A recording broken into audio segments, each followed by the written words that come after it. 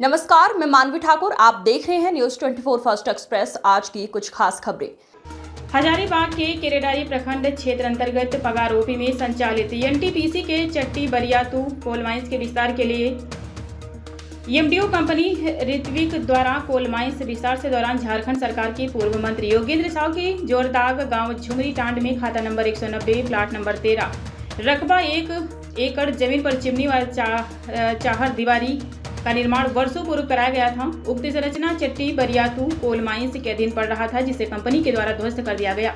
ध्वस्त करने की सूचना पाकर पूर्व मंत्री योगेंद्र साव पहुंचे। एनटीपीसी चट्टी बरियातू कोल माइंस प्रबंधन और एमडीओ कंपनी ऋत्विक पर बगैर मुआवजा के ध्वस्त करने का आरोप लगाते हुए चट्टी बरियातू कोल माइंस से कोयला ढुलाई कार्य और कोयला खनन कार्य पूरी तरह से बंद करा दिया गया। वहीं संरचना तोड़े जाने के विरोध में पूर्व मंत्री योगेंद्र साव एवं ग्रामीणों ने घटनास्थल पर ही धरना पर बैठ गए हैं। धरने पर बैठे लोग क्या कुछ कहा, देखिए पूरी रिपोर्ट में। नमस्कार, मैं अशोक बंटीराज। आप देख रहे हैं न्यूज 24 फर्स्ट एक्सप्रेस। अभी मैं इस जगह पे हूँ हजारीबाग के केरेडारी प्रखंड अंतर्गत जोरदाग, जहाँ पूर्व कृषि मंत्री योगेंद्र साव की एक कली का फैक्ट्री था। जो इस फैक्ट्री को कल एनटीपीसी के एमडीओ कंपनी ऋत्विक, आपको मैं नज़ारा दिखा सकता हूँ जो कल का जो ये हुआ है। एक बार आप घुमा के नज़ारा दिखाइए इनको कि किस तरह के ये ध्वस्त किया गया है। ये ध्वस्त देखने किया आप देख सकते हैं किस तरह के ध्वस्त किया गया है। और कल ये तकरीबन 1 बजे का दिन से 1 बजे से इसको ध्वस्त किया जा रहा था। कंपनी की गाड़ियां, अभी आपको ये भी देख सकते हैं, कंपनी की जो गाड़ी है ये यहीं पे मौजूद है। और ये कंपनी को गाड़ी को भी ये कंपनी की गाड़ियां है, जो भी कंपनी गाड़ियां मौजूद है, खड़ा है। इसी तरह सारा इस तरह एक एरिया है था, बाउंड्री, सारा बाउंड्री ध्वस्त कर दिया गया है। नमस्कार, अभी फिलहाल इतना। हजारीबाग संवाददाता अशोक बंटीराज। आम जनता को विश्वास देकर धोखा दिया जा रहा है। आज देखिए कि इतने बड़े आदमी का होकर, जैसे पूर्व मंत्री हमारा जोगेंद्र साव थे, वैसे व्यक्ति को घर मकान या दीवार ध्वस्त किया जाता है तो गरीब को क्या हालत होगा। गरीब को तो किसी तरह से कोई मचोती नहीं रहेगा। अभी थोड़ा देरी देखिए, कंपनी जिस रवैये को आगे लेकर आया है, उस रवैया से यहाँ की जनता की बहुत परेशानी है। इसलिए आग्रह करते हैं कंपनी से कि कंपनी जो भी काम करे, जनता को बीच में आकर के बात करे, आम सभा करके, और जो काम करना है, जो उसको काम आगे ले जाना है, वो जनता के बीच में आकर के उसको पहले बात कर लेना चाहिए, तब कोई कदम उसको उठाना चाहिए। लेकिन कंपनी जो है सो अपने मन मुताबिक कर रहा है।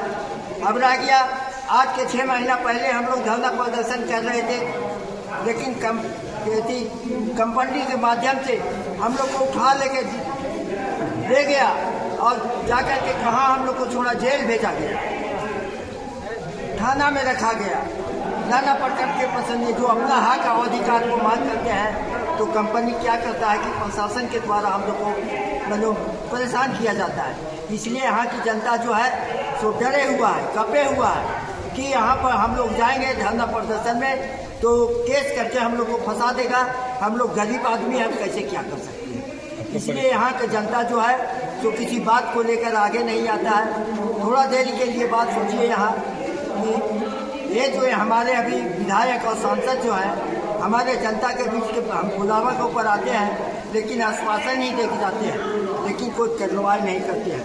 अगर आज हमारा जनता रहेगा तब न एमएलए और विधायक बनेगा, हमारा जनता नहीं रहेगा तो कहाँ से बनेगा। इसलिए मैं विधायक और सांसद से भी अनुरोध करते हैं कि यहाँ जनता की समस्या सुने, लोकसभा में, विधानसभा में इन लोग जाके आवाज़ उठाए, यहाँ की जनता को समस्या को ढूंढे। और यहाँ जो है सबसे पहला कि लोग यहाँ से विस्थापित हो रहा है, घर मकान के बनाने के लिए मिल रहा है, मकान का किराया कितना पैसा और घर की विस्थापित क्या मिल रहा है, और मकान ज़मीन खरीदने में गरीब जनता को परेशानी हो रहा है। वो मुश्किल में पड़ गया। इसलिए ऐसा काम होना चाहिए कि गरीब जनता को कुछ करना चाहिए और ये सरकार को भी सोचना चाहिए कि वहाँ की आम जनता को जो मजबूरी और गरीबी है, परेशानी है, उसको देखे और विचार करे। लेकिन सरकार भी थोड़ा सा दिमाग से हटा दिया है। यहाँ की जनता को कोई खुद कुछ नहीं कर रहा है। अपना परिचय दीजिए आप। मेरा परिचय लाला सोनी चट्टी बारी है। पूर्व ग्रुप हम लोग खुले और आज धरना में आए हैं।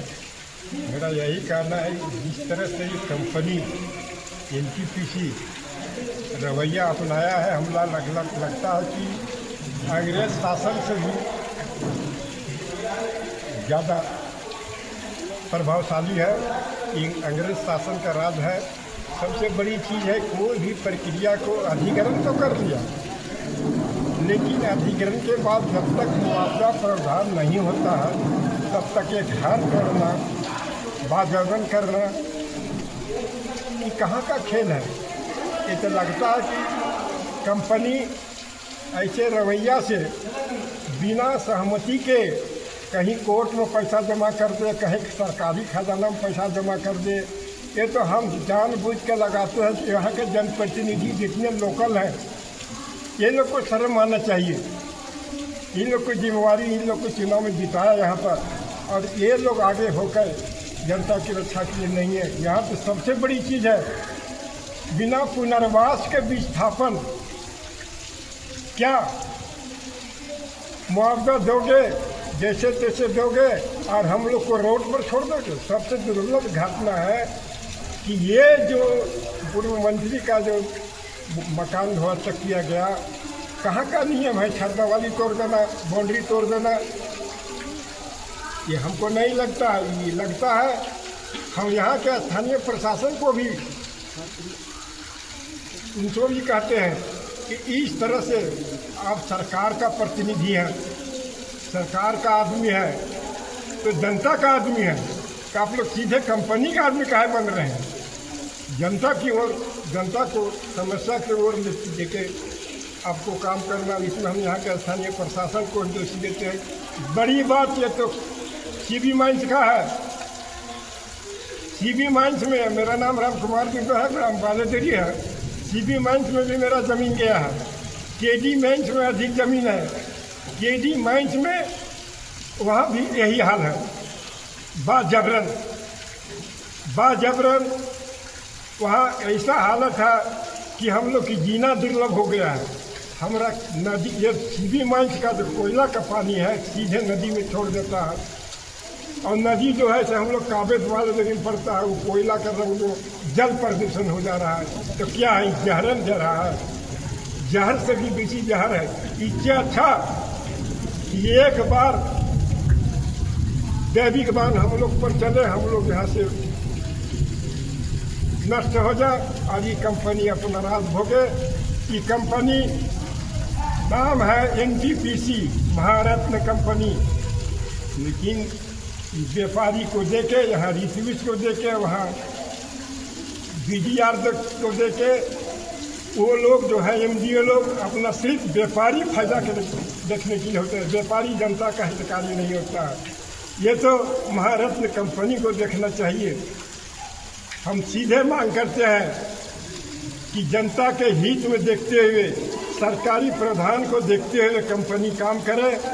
अधिग्रहण जमीन किया है, कोनो हमको अधिग्रहण, मनुष्य को, यहाँ के जनता को अधिग्रहण नहीं कर लिया है। इसका मतलब क्या है, अधिग्रहण करके हम लोग को जनता के रोड में छोड़ देगा।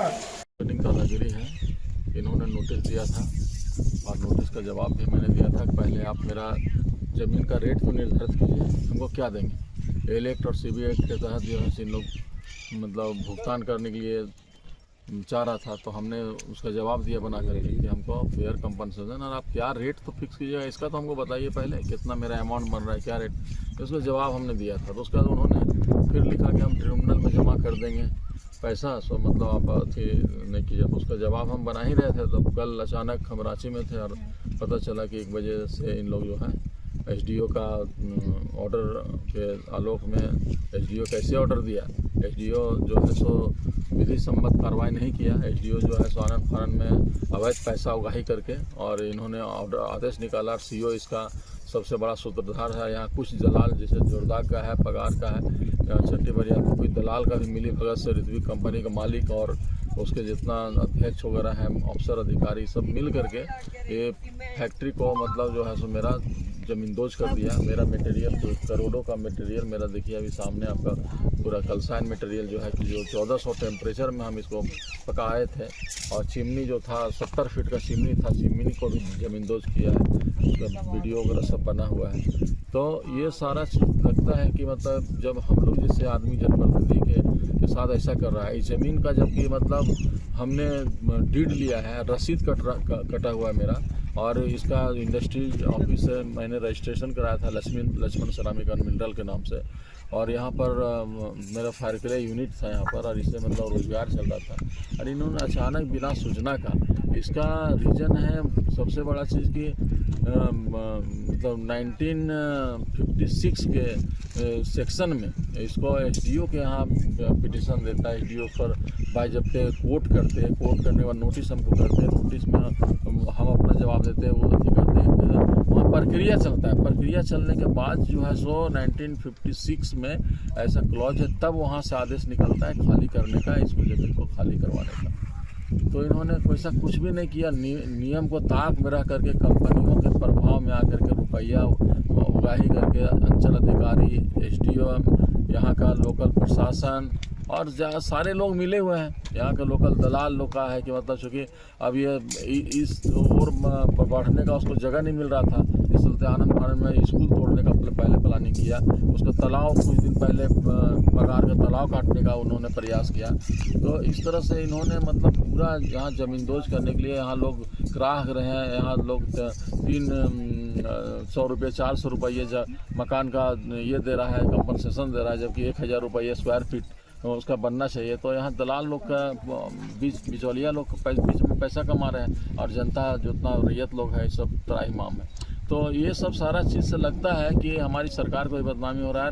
ये एनटीपीसी और जो ऋत्विक कंपनी है ये गुंडागर्दी पर उतर गए हैं। हमने इसीलिए धरना दिया है, और धरना प्रदर्शन के तहत जो है सो हम सरकार के संज्ञान में लाना चाहते हैं, और ऑटोमेट स्वतः जो है यहाँ सब माइनिंग लोग ये बंद किए हुए हैं और ट्रांसपोर्टिंग बंद किए हुए हैं, स्वतः सारा चीज़ बंद और बंद है। तो हम लोग भी चाहते हैं कि इसका जब तक क्लियर नहीं हो तब तक जो है सो मतलब ये एजिटिव ट्रांसपोर्टिंग और यहाँ पर खनन कार्य टोटल बंद रहेगा, क्योंकि बहुत बड़ा ये मतलब मर्डर, हत्या से बड़ा ये अपराध हुआ है। और ये अपराध जो है सो मतलब के चलते हमने रात में थाना प्रभारी को लिखित इसकी सूचना दिया है, और उनको संज्ञान में लेकर के हमने एफआईआर अभी एसपी से भी बात किया कि आप एफआईआर जल्दी से कराकर इसमें कार्रवाई करें।